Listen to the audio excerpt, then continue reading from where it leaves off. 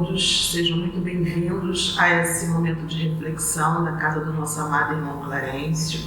Para que nós possamos entrar nessa sintonia, eu vou ler o Evangelho segundo o Espiritismo, capítulo 15, item 10. Fora da caridade não há salvação. Meus filhos, na afirmativa fora da caridade não há salvação, encerram-se os destinos dos homens na terra e no céu. Na terra, porque à sombra desse estandarte, eles viverão em paz. No céu, porque aqueles que a houverem praticado encontrarão graça diante do Senhor. Essa divisa é a luz celeste, a coluna luminosa que guia o homem no deserto da vida para conduzi-lo à terra de promissão. Ela brilha no céu como uma auréola santa na fronte dos eleitos, e sobre a terra está gravada no coração daqueles a quem Jesus dirá: Ide para a direita, benditos de meu Pai. Vós os reconhecereis pelo perfume de caridade que espalha à volta de si. Nada exprime melhor o pensamento de Jesus.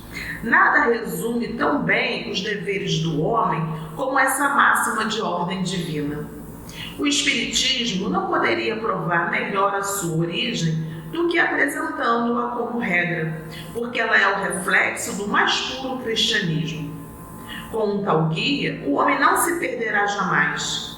Dedicai-vos, portanto, meus amigos, a compreender-lhe o profundo sentido e as consequências, procurando por vós mesmos as suas aplicações.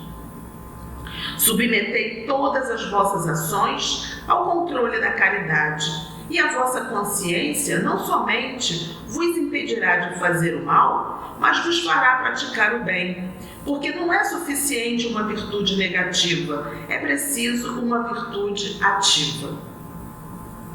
Para fazer o bem, necessita-se sempre da ação da vontade. Para deixar de fazer o mal, basta muitas vezes o não fazer nada, a indiferença. Meus amigos, agradecei a Deus que permitiu pudesseis desfrutar da luz do Espiritismo. Não que somente os que a possuem possam ser salvos, mas, ajudando-vos a compreender melhor os ensinamentos do Cristo, ela faz de vós melhores cristãos.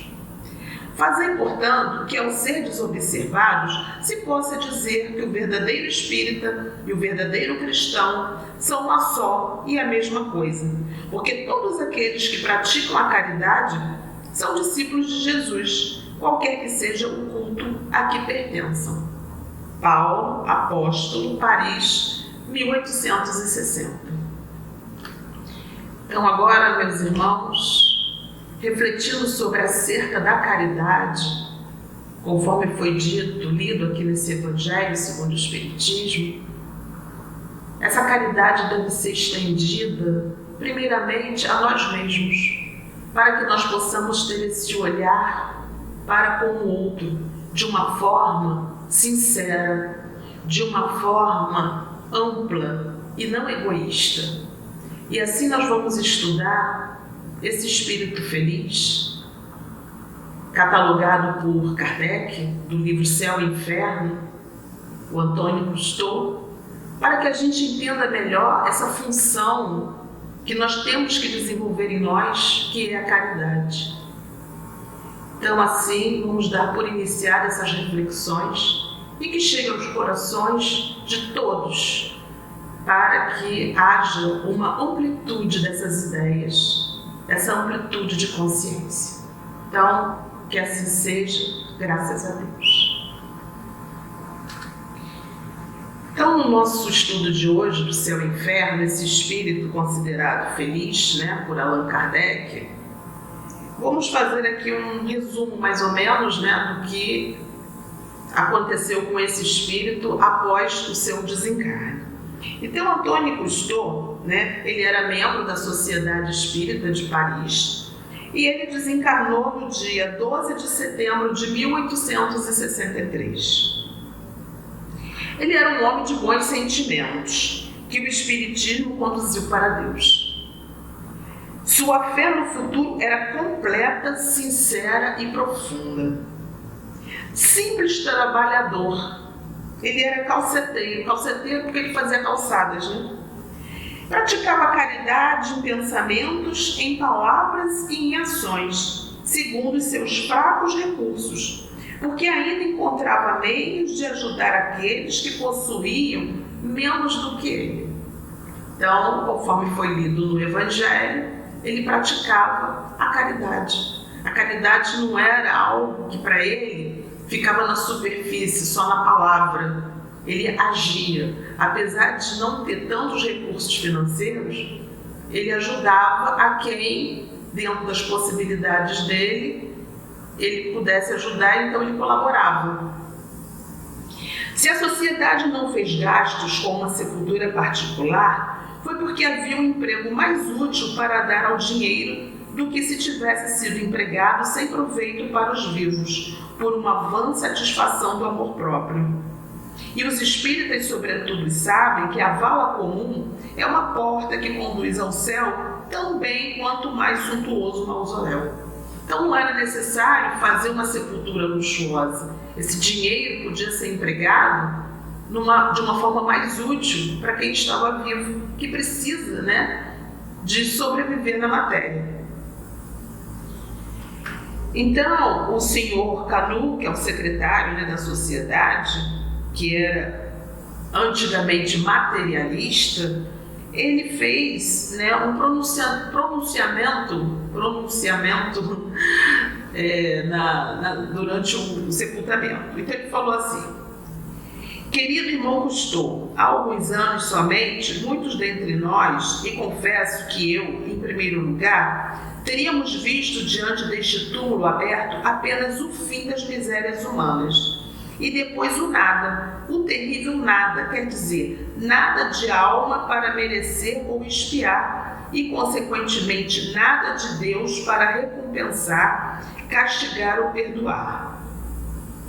Isso era um pensamento dele, desse senhor Canu, quando ele era materialista. Mas hoje, graças à nossa divina doutrina, vemos aqui o fim das provas e para vós, caro irmão, de que entregamos à terra os despojos mortais.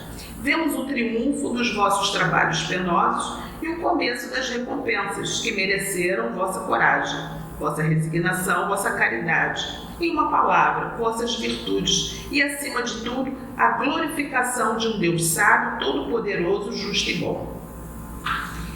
E no final, vou pular aqui um pouco, ele fala: querido irmão, até breve e orai por nós. Então, um dos médiuns da sociedade espírita de Paris, obteve junto à própria cova, ainda não fechada, a comunicação. O senhor Cousteau conseguiu se comunicar ali mesmo naquele momento, enquanto a cova ainda nem mesmo tinha sido fechada.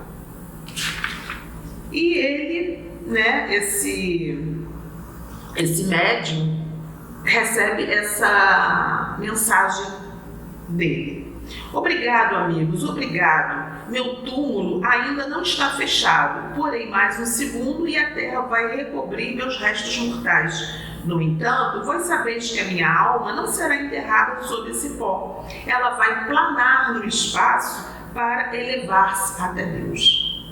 Então, sendo ele uma pessoa que acredita na imortalidade da alma, ele já sabia que mesmo ele vendo o corpo dele inerte e que seria sepultado, ele tinha certeza que a vida dele iria continuar como espírito imortal. E aí ele fala: como é consolador também poder-se dizer, apesar do envoltório destruído, eu não estou morto, eu vivo a verdadeira vida, a vida eterna.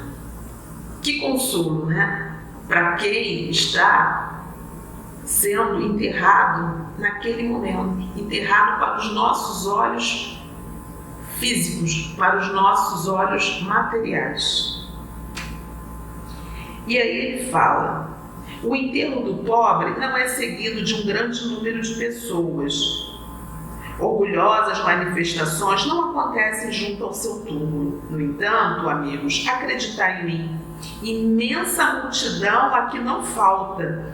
Bons espíritos acompanharam convosco, e com essas mulheres piedosas, o corpo que ali está deitado, pelo menos todos vós acreditais e todos amais o bom Deus. Então veja bem, por ele ser uma pessoa simples, o cortejo fúnebre, né, também foi simples. Não tinha essa multidão de pessoas encarnadas. Mas conforme ele estava vendo, havia ali uma multidão de espíritos que estavam ali homenageando ele. Certamente não morremos, porque nosso corpo se destrói. E aí ele dá uma mensagem para a esposa. Esposa bem-amada, e de hoje em diante estarei sempre perto de ti para te consolar e te ajudar a suportar as provações. A vida será rude para ti, mas com a ideia da eternidade, teu coração pleno do amor de Deus, como serão leves os teus sofrimentos. E imagina-se, né, que por ele ter tido uma vida simples, com recursos financeiros que não era muito volumoso, não era assim vultuoso, então com certeza essa esposa, materialmente falando, ela ia passar por dificuldades. E ele dá essa mensagem ali, dizendo que estaria com ela e a ajudaria a passar por todos esses infortúnios, desde que tenhamos fé e acreditemos em Deus. E ele fala para os espíritas: e vós, espíritas, irmãos amigos, obrigado por terdes vindo até esta morada da terra, e de lama dizer-me adeus. Porém vós sabeis muito bem que a minha alma imortal vive, e que algumas vezes ela irá vos pedir preces, que não me serão negadas, para me ajudar a caminhar nessa estrada magnífica que abristes para mim durante a minha vida. Então ele ainda faz esse agradecimento aos espíritas, que deram toda essa orientação para ele, para que ele tivesse essa compreensão agora nesse momento.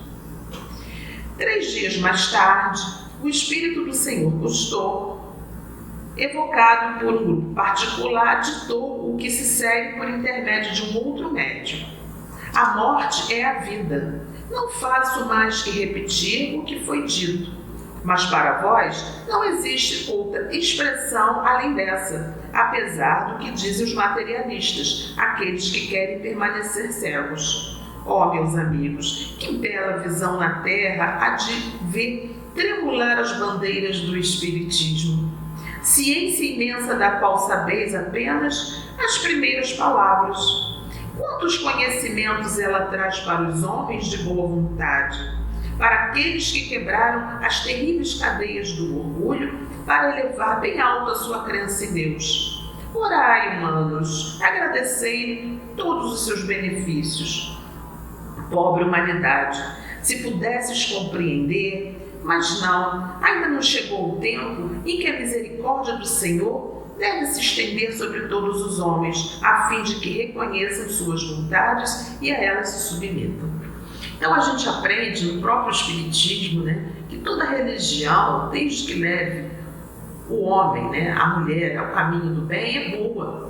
Mas a doutrina espírita é que nos traz informações relevantes, principalmente acerca da vida após a morte física. E isso é muito importante. Isso traz uma consolação, isso traz uma compreensão que não se encontra em nenhum outro lugar. E ele continua: meus irmãos, pensai na felicidade imensa que possuís por ter sido os primeiros iniciados na obra regeneradora. Honra vós, amigos, continuai, e como eu um dia, chegando à pátria dos espíritos, vós direis: a morte é a vida, ou antes, é um sonho, uma espécie de pesadelo, que tem a duração de 1 minuto e do qual saímos para nos vermos cercados de amigos que nos felicitam e estão felizes por nos estenderem os braços. Minha felicidade foi tão grande que eu não podia compreender que Deus me concedesse tantas graças por eu ter feito tão pouco. Parecia-me um sonho, e como algumas vezes me acontecia sonhar que estava morto, tive por um instante medo de ser obrigado a voltar para o infeliz corpo. Mas não demorei a perceber a realidade e agradeci a Deus. Bem dizia o mestre que tão bem soubera despertar em mim os deveres do homem que sonha com a vida futura. Sim, eu bendizia e lhe agradecia, porque o livro dos Espíritos havia despertado em minha alma os impulsos de um amor pelo Criador. Obrigada, meus bons amigos, por terem me atraído para junto de vós. Dizei aos nossos irmãos que muitas vezes estão em companhia do nosso amigo Samson. Até breve, coragem, a vitória vos espera. Felizes aqueles que participaram do combate.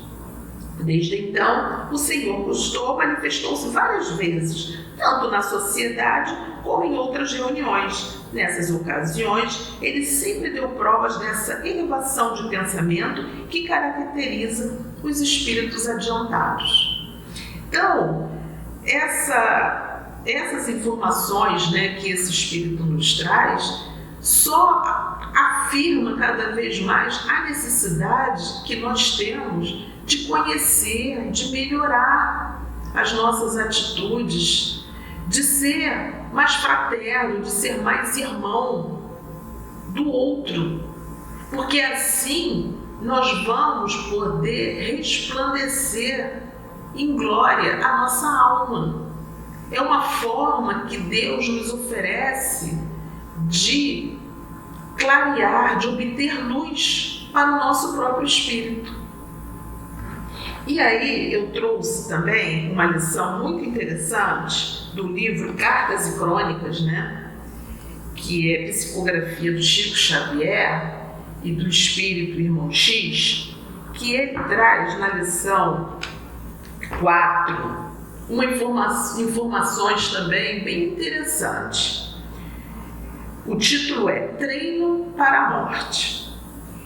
E aí esse espírito, é uma crônica, mas é interessante, vai nos dando assim algumas dicas, sobre como nós devemos viver para, quando chegar a nossa hora, a gente ter momentos assim mais felizes. Então ele fala assim: preocupado com a sobrevivência além do túmulo, você pergunta espantado como deveria ser levado a efeito o treinamento de um homem para as surpresas da morte. A indagação é curiosa e realmente dá que pensar.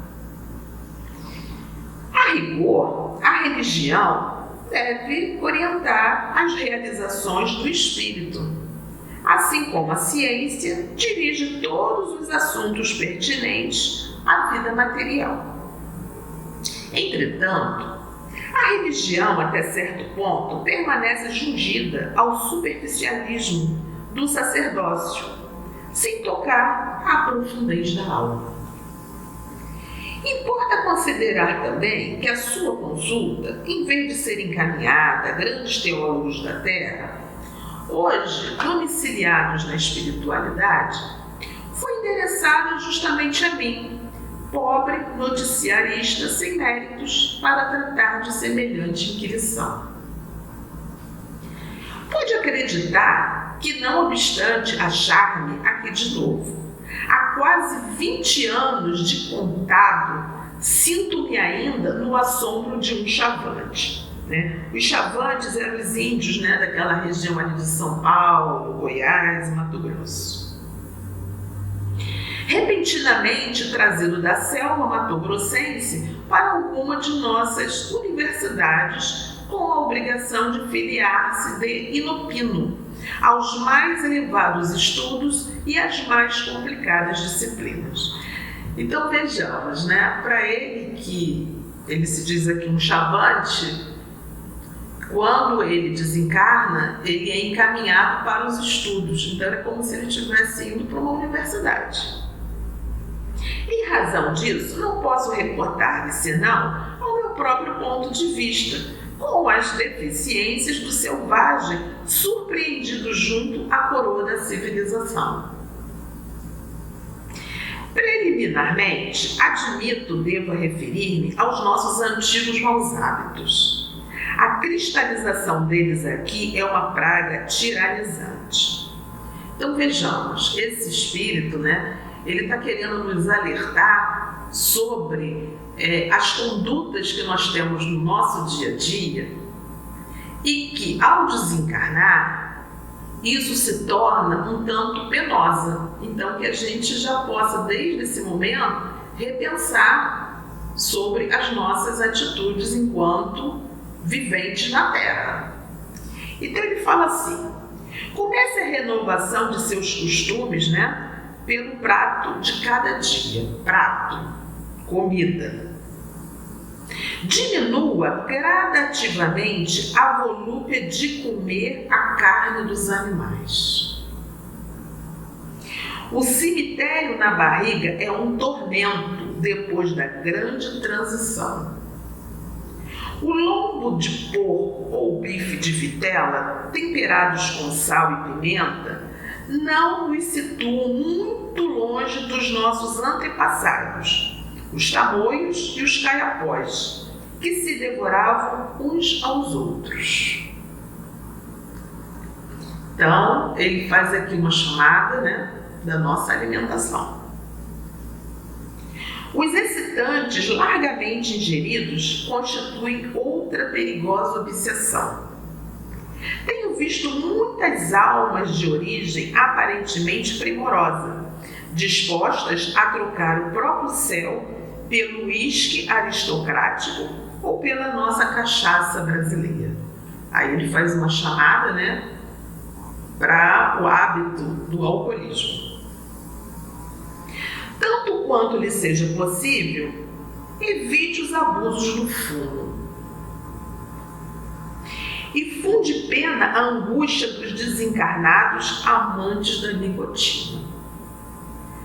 Nós sabemos, que tem espíritos que ficam tão presos a esse tipo de situações na matéria que depois eles ficam buscando em locais e a pessoas que têm hábitos de fumar, de beber, e acabam gerando confusões na vida da pessoa encarnada, porque eles precisam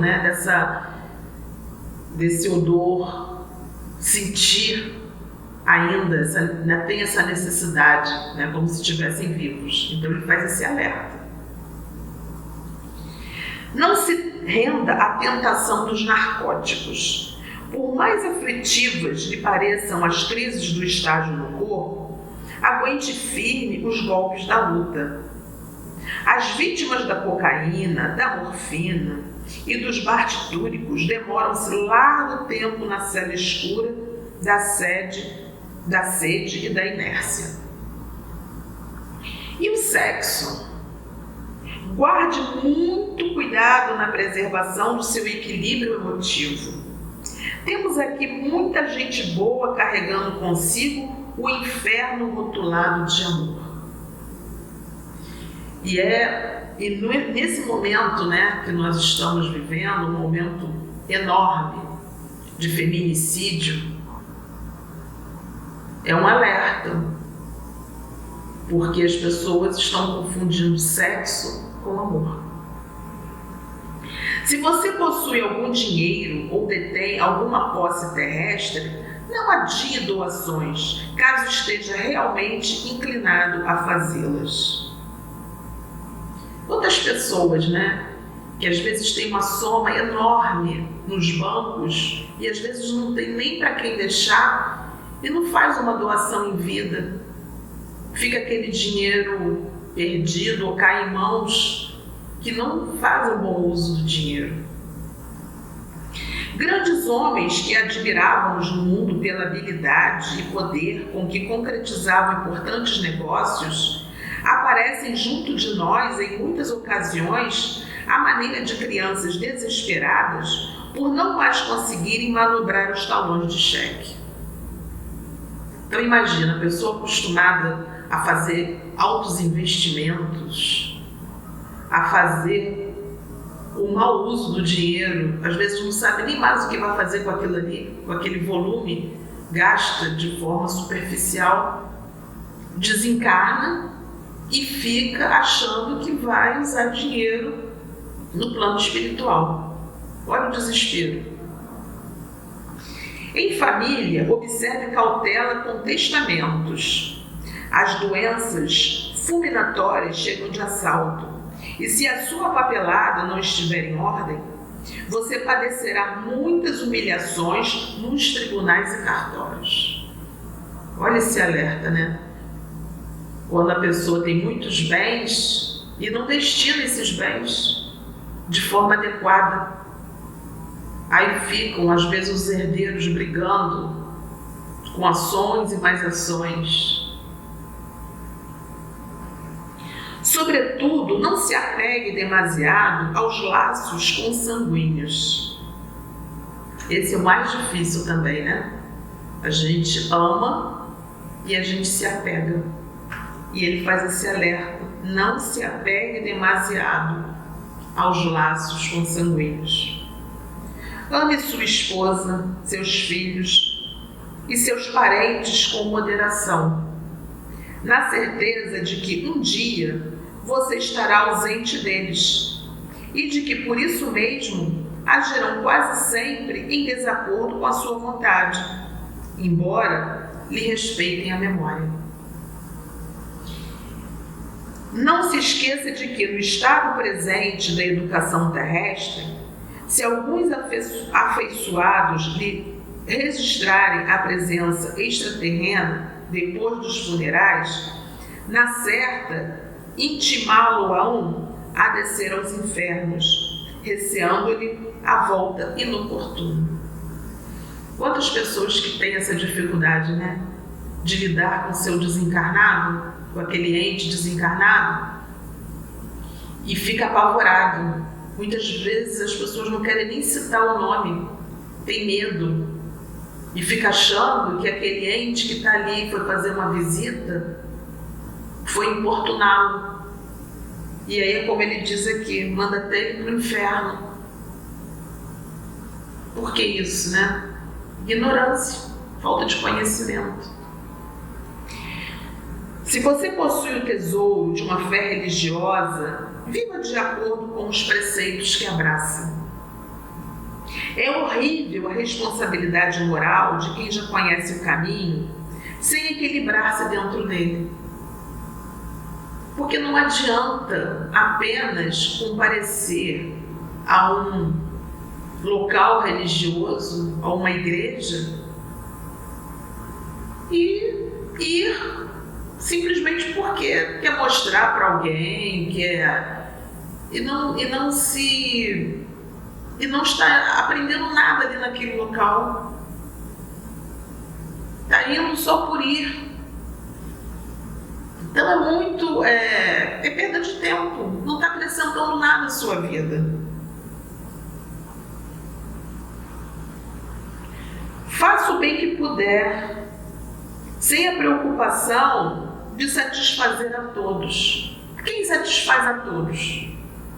A gente faz alguma coisa, um gosta, o outro não gosta, um acha que é isso, outro acha que é aquilo. A gente nunca vai satisfazer a todos. Mas a gente precisa ter alguns conceitos sobre o que é verdadeiro, porque assim a gente não erra. Convença-se de que se você não experimenta simpatia por determinadas criaturas, há muita gente que suporta você com muito esforço.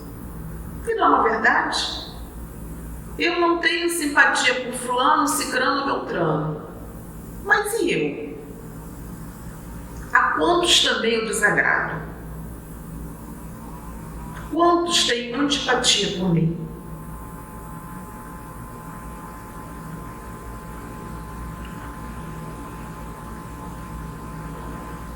Por essa razão, em qualquer circunstância, conserve seu nobre sorriso. Trabalhe sempre, trabalhe sem cessar. O serviço é o melhor dissolvente de nossas mágoas. Ajude-se pelo leal cumprimento de seus deveres. Quantas vezes que nós viemos para a casa espírita com algum problema, algum assunto que está nos atormentando, e a gente chega aqui no trabalho, a gente encontra a resposta. Então aquilo vai se dissolvendo. Quando a gente retorna para a nossa casa, a gente retorna com esperança, com fé, com equilíbrio. E aí a gente começa a ver até o problema de outra forma. O trabalho no bem só faz bem. Quanto ao mais, não se canse, nem indague em excesso por quê, com mais tempo ou menos tempo. A morte lhe oferecerá o seu cartão de visita, impondo-lhe ao conhecimento tudo aquilo que por agora não lhe posso dizer. Então esse irmão, ele vem trazer um pouco daquilo que ele pode transmitir. E ele nos diz, nesse finalzinho, uma coisa muito interessante, que a gente não perca tempo com indagações que nós não vamos ter a resposta agora nesse momento. É perda de tempo. Vamos aproveitar o tempo. O tempo, ele passa muito rápido. Várias pessoas, têm comentado nesse momento de pandemia, que nós estamos assim restritos, aos nossos lares, aos nossos movimentos fora de casa, e todos falam: nossa, o tempo está passando muito rápido. Nós pensaríamos que seria o oposto, que o tempo demoraria mais. Nós passamos por 2020, já passamos da metade de 2021. Olha como o tempo passou rápido, muito rápido. Então precisamos aproveitar o tempo. E Leon Denis, para esclarecer um pouco mais no livro O Porquê da Vida, ele traz esses esclarecimentos para nós.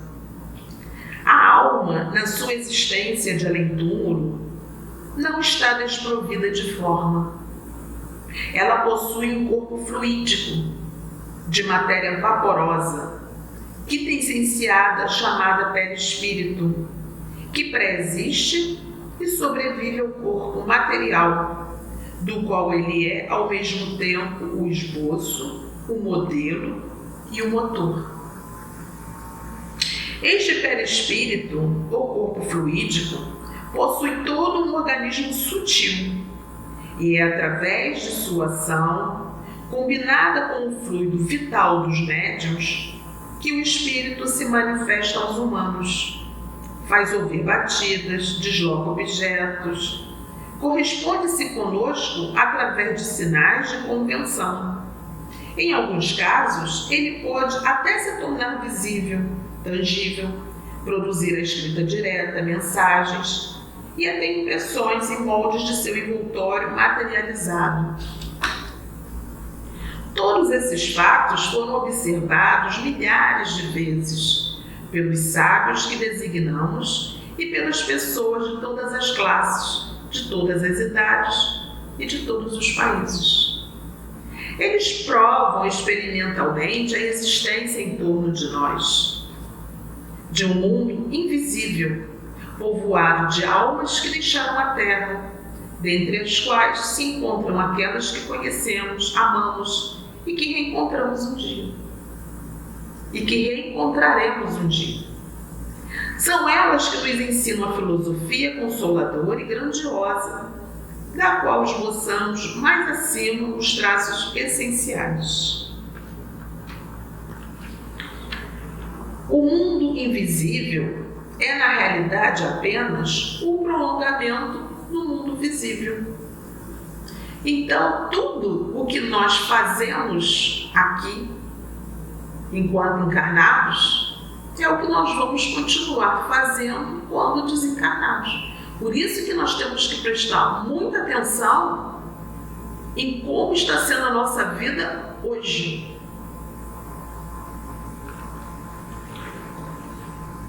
Os fatos espíritas vê-se longe de serem desprezíveis. Constituem uma das maiores revoluções intelectuais e morais que se tem produzido na história do globo. Eles constituem o mais sério argumento que se possa opor ao materialismo. A certeza de reviver além do túmulo, na plenitude de nossas faculdades e de nossa consciência, faz com que a morte perca sua forma de espantalho. O conhecimento das situações felizes ou penosas que couberam aos espíritos pelas suas boas ou más ações é uma poderosa sanção moral. A perspectiva dos progressos infinitos, conquistas intelectuais que aguardam todos os seres e os conduzem para os destinos comuns, somente podem reaproximar os homens unidos pelos laços fraternos. A doutrina do espiritualismo experimental é a única filosofia positiva que responde a todas as necessidades morais da humanidade. Então, o espiritismo é uma doutrina que abre caminhos, porque nos ajuda a tomar decisões melhores. Nós somos aprendizes, estamos na caminhada, estamos. Mas a doutrina espírita é essa doutrina que de vez em quando vai lá, para não dizer de vez em muito, puxa a nossa orelha. Porque como nós estamos no aprendizado, é igual quando a gente olha para uma criança, né? Uma criança, ela cai, ela levanta, ela vai para a escola, ela precisa primeiro, né, nos primeiros momentos, treinar sua mãozinha, então ela vai fazendo, né, desenhos, vai trabalhando ali. Assim somos nós como espíritos imortais. Nós estamos num aprendizado constante. Por isso que Joana de Ângeles sempre fala, né, nos alerta sobre não termos culpa, porque estamos no aprendizado. E então é necessário que nós tenhamos essa mentalidade de buscar, de aprofundar conhecimento, porque são esses conhecimentos que nos dão o norte, são é a nossa bússola espiritual, é o que faz com que a gente se engrandeça espiritualmente, que a gente erre menos. Então vamos aproveitar, né? Tem tantas palestras espíritas boas no YouTube, palestras sérias, com pessoas sérias. Vamos aproveitar esse momento, e as casas espíritas estão começando a reabrir. Vamos fazer esse movimento de querer buscar esse conhecimento. Então, assim, meus irmãos, chegamos ao fim desse momento de reflexão da noite de hoje. Que nós possamos entregar os nossos corações, os nossos sentimentos, pedindo aos nossos anjos guardiães que nos orientem, que nos mostrem qual o melhor caminho a seguir nesse momento, nessa encarnação, porque conforme os Espíritos sempre nos alertam, que uma vida é um momento, é um piscar de olhos, que nós ainda temos tanta dificuldade para compreender isso, porque ainda somos tão apegados à matéria. Mas estamos aí com várias informações nos livros espíritas, Chico Xavier, que nos trouxe tantas informações do além-túmulo.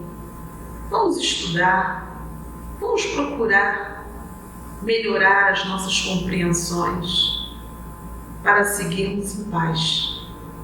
Então, que assim seja, Que Deus nos abençoe, que Clarencio continue com essas portas abertas a nos receber, e assim damos por encerrada esse momento de reflexão do livro Seu Inferno da noite de hoje. Graças a Deus.